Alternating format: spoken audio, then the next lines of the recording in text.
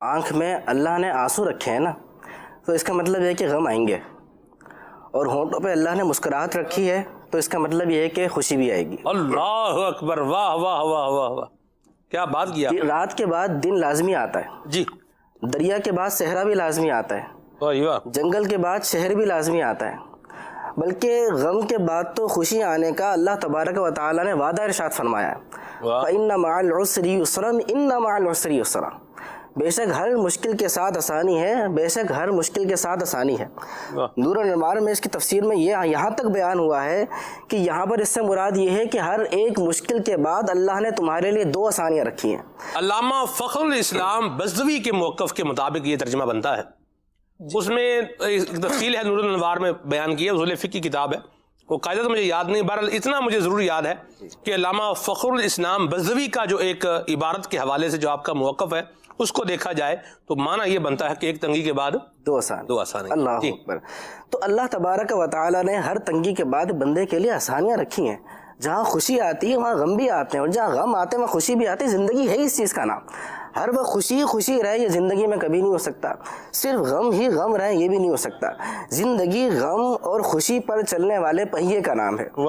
دراصل مسئلہ یہ ہے سلمان بھائی کہ اس وقت واقعی لوگ پریشان ہیں، اس سے کوئی انکار نہیں ہے، جی، پریشانیاں ہیں اس سے بھی کوئی انکار نہیں ہے، تکالیفیں اس سے بھی کوئی انکار نہیں ہے، لیکن ایک بڑی تعداد وہ ہے جس کے پاس بہت کچھ ہونے کے باوجود، وہ بڑی تعداد جس کے پاس 6 مہینے نہیں 6 سال تک کا گزارا کرنے کا ہے، اس کے باوجود وہ واویلا کر رہی ہے۔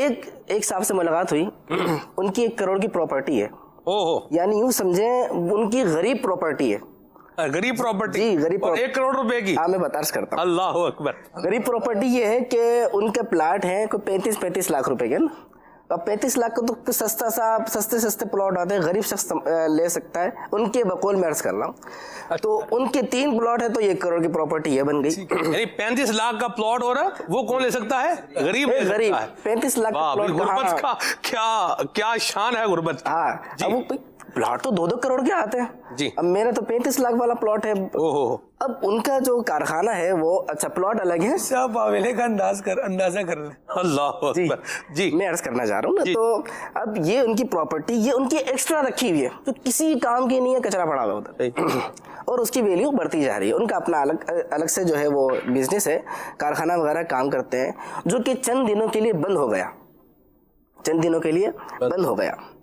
ان سے جب اس حوالے سے بات چیت ہوئی تو ان کا کہنا یہ ہے کہ بڑی شدید تنگی اور بہت تکلیف والے ایام گزر رہے ہیں۔ اللہ، اب آپ مجھے ایک بات بتائیے کہ جب بندہ اپنے نیچے نہیں دیکھے گا، جب بندہ اللہ کا شکر ادا نہیں کرے گا، جب بندے کے پاس علم نہیں ہوگا، علم کی کمی ہوگی، تو اس بندے کے سے اس قسم کے الفاظ نکلتے ہیں۔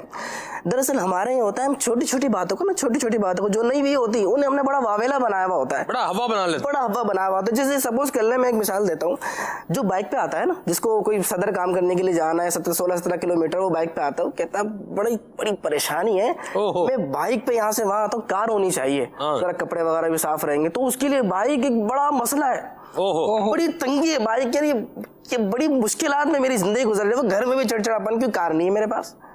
بھائی اللہ کے بندے، بائک تو ہے نہیں، بائک میں تکلیف ہوتی ہے، اتنا کچھ ہے اس کے پاس، بائک اللہ نے نوازا ہے، لوگ بسوں میں دھکے کھا کے جا رہے ہیں، لوگ کس طرح جا رہے ہیں، ایکسیڈنٹ ہوئے باقاعدہ کہ گاڑیاں الٹ گئی ہیں، لیکن وہ اس کے پاس اللہ نے بائک کی نعمت عطا فرمایا، وہ ایزیلی اپنے جگہ پہ چلے جاتا ہے، لیکن وہ کس بات کا رو رہا ہے کہ میرے پاس کار نہیں۔ جو چیزیں ہیں اس کا شکر ادا نہیں کر رہا، بلکہ نہ جو چیز نہیں ہے وہ بھی ضروری نہیں ہے، ایک آگے جا کے سہولت بنتی ہے، اس کے نہ رونے کا رو رہا ہے، تو ہوتا ہے کیا ہے، اس سے بے برکتی پیدا ہوتی ہے، معاشرے کے اندر بے چینی کیفیت پیدا ہوتی ہے، اور اس کی زندگی خراب ہو جاتی ہے۔ دراصل ہوا ایسا کہ ایک شخص سے میں ملا، گاڑی کے ڈرائیور تھے، تو ایسی بات چیت ہو رہی، تو گفتگو شروع ہوئی، کہا ہے کیسے، کہاں سے آنا ہوا، اچھا پنجاب میں رہتے ہیں، یہاں کیسے آنا ہوا۔ انہوں نے بتایا کہ یہاں پر آئے ہوئے ہمیں 2 مہینے ہوئے ہیں، اور مسئلہ یہ ہے کہ ہمارا ایک 11 سال کا وہ بھتیجا ہے، اور اس کو کوئی مرض ہو گیا، اس مرض کا نام مجھے نہیں معلوم، کہ خون وغیرہ کے بدلتا رہتا ہے بار بار۔ تو انہوں نے بتایا کہ اب تک پہلی پیمنٹ ڈاکٹر کو ہم 60 لاکھ روپے جمع کرا چکے ہیں۔ 60 لاکھ، اچھا پہلے تو میں 7 لاکھ سمجھا، 7 لاکھ، میں نے کہا 7 لاکھ روپے، کہنا نہیں 7 نہیں 60 لاکھ. تو جھٹکا سا لگا کہ 60 لاکھ روپے اتنا خرچہ. کہنا وہ بیماری ایسی جان بچانا ضروری ہے. اور ابھی ہمیں بتایا گیا ہے کہ 12 لاکھ روپے کا مزید انتظام کرنا ہے. میں یہاں پہ یہ جو بات میرے کہنے کا مقصد ہے نا وہ یہ ہے کہ مطلب سلمان بھائی یقین کریں جب یہ بات سنی نا تو ایسا لگنے لگا کہ جیسے جسم کے اندر روئی ہے کچھ ہے ہی نہیں. بالکل پرسکون اطمینان. دراصل ہم نے چھوٹی چھوٹی باتوں کو ہوا بنا کے رکھا ہوتا ہے. ایسی بات اللہ کا شکر ادا کریں کہ اللہ نے ہمیں بہت سے اچھا بنایا ہے. تھوڑے عرصے کی تکلیف آئی ہے, تھوڑے عرصے کی پریشانی آئی ہے, اس میں اللہ کا شکر ادا کر کے تھوڑی قناعت بھی تو اختیار کرنی چاہیے نا. قناعت کا بھی تو اسلام نے درس دیا ہے. تکلیف ہے, جو پریشان ان کی مدد کریں, جو پریشان ان کی مدد کرنی چاہیے, لیکن اس کے ساتھ ساتھ ہمیں قناعت کا درس اسلام نے دیا ہے. ہمیں قناعت کے ساتھ ساتھ صبر کا درس اسلام نے دیا ہے, شکر کا درس اسلام نے دیا ہے. ہم چھوٹے کو تو دیکھیں, میں یہاں پہ جو کرایہ دار ہیں نا جو کرایہ پہ رہتے ہیں, میں ان کا حوصلہ بڑھانا چاہ رہا ہوں. کیوں کہتے ہیں کہ ابھی ہمیں جو ہے 12 سے 15 سال کرایہ پہ رہتے ہوئے ہو گئے. اگر یہ ہمارے روزانہ ہر مہینے کے 10 سے 15 ہزار روپے بچتے تو ہمارے پاس اتنے لاکھ روپے بچ جاتے. میرا کہنا یہ ہے کہ ان کے بچ تو جاتے, لیکن انہوں نے جو پیسہ لگایا ہے تو انہیں 11 سال چھت ملی ہے, لیکن انہوں نے 60 لاکھ لگا دیا ہے, 12 لاکھ لگا کے 72 لاکھ روپے لگا دیں گے, لیکن وہ سارا کچرے کے اندر گیا ہے. کرائے پہ رہنے والا شکر ادا کرے کہ مولا میرا پیسہ جا رہا ہے لیکن مجھے چھت سے نواز رہا ہے. صحیح. وہ بچہ بہت ہو گیا, وہ نہیں پتا, وہ تو راستے میں جا رہے تھے تو پتا چلا. یعنی اس قسم کے بڑے معاملات ہیں. وہ اس سے پہلے بھی ایک بار ڈسکس ہوا تھا کہ ایک صاحب سے ملاقات ہوئی, کمپنی میں کام کرتے ہیں, کمپنی کی کیا تنخواہ, بالکل سفید بال, ایک ہی بچہ. کہہ رہے شادی کے 15 سال بعد میرا بچہ ہوا بڑی دعاؤں سے. بچہ تو ہو گیا لیکن نہ وہ استنجا کرنے کے قابل ہے نہ وہ یورین پاس کرنے کے قابل ہے, دونوں سوراخ نہیں ہے.